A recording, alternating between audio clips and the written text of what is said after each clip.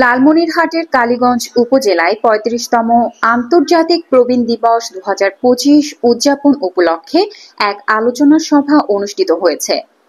সভায় প্রধান অতিথি হিসেবে উপস্থিত ছিলেন উপজেলার নির্বাহী কর্মকর্তা মোহাম্মদ জাকিয়া সুলতানা। আরও উপস্থিত ছিলেন উপজেলার সমাজ সেবা কর্মকর্তা জাহাঙ্গীর হোসেন, উপজেলা শিক্ষা কর্মকর্তা আবেদা খাতুন এবং কালীগঞ্জ থানার অফিসার ইনচার্জ জাকির হোসেন সহ বিভিন্ন দপ্তরের কর্মকর্তারা। সকলকে আসসালামু আলাইকুম। আমরা আসলে একটা খুব অদ্ভুত সময়ে এসে পৌঁছেছি।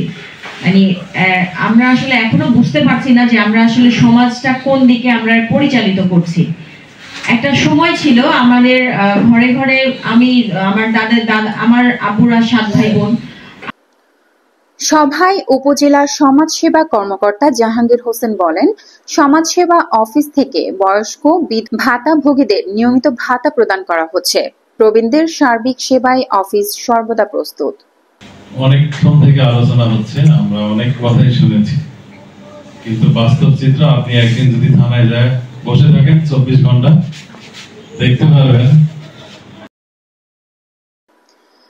অফিসার ইনচার্জ জাকির হোসেন জানায়, অনেক প্রবীণ ব্যক্তি নিজেদের মোবাইল নম্বরের পরিবর্তে সন্তান বা আত্মীয়ের নম্বর ব্যবহার করায় অনেকে ভাতা থেকে বঞ্চিত হন।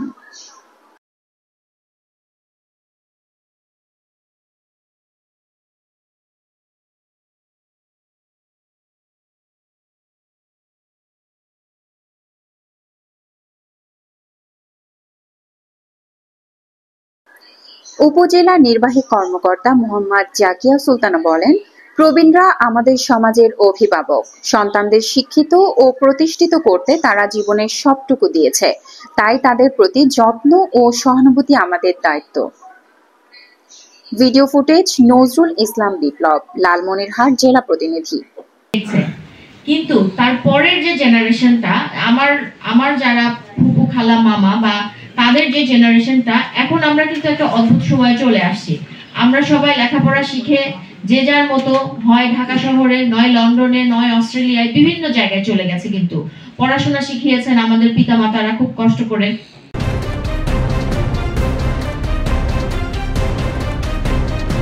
জেড টিভি বাংলা, নতুন ভাবনায় প্রতিদিন।